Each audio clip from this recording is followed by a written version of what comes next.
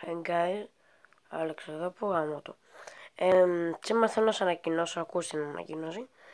Θέλω να σας ανακοινώσω ότι δεν ξέρω στο άλλο βίντεο τι θα κάνουμε. Πάντως μπορεί και στο άλλο βίντεο να κάνουμε.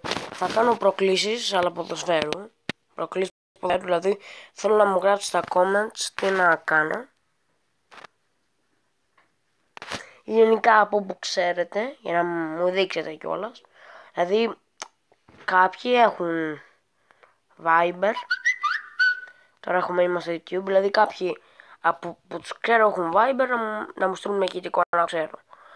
Όσοι δεν με έχετε στο Viber και δεν ξέρουν, γενικά μόνο οι συγγενείς μου, γιατί η αδερφή μου έχει κάνει subscribe, μπορεί να μου στείλει αυτή με ηχητικό. Δηλαδή, γιατί από σχόλιο δεν μπορείς και να δυσκολευτείς.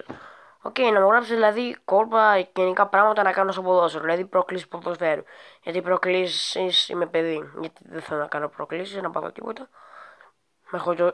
Ζω με οικογένεια, προκλήσεις ποδοσφαίρου. Γράψτε μου κάτω στα σχόλια τι θέλετε να κάνω στις προκλήσεις ποδοσφαίρου. Και η ξαδερφή μου παρακαλώ να γράψει με ηχητικό μήνυμα στο Viber. Bye, τώρα θα δω το μήνυμα στο YouTube.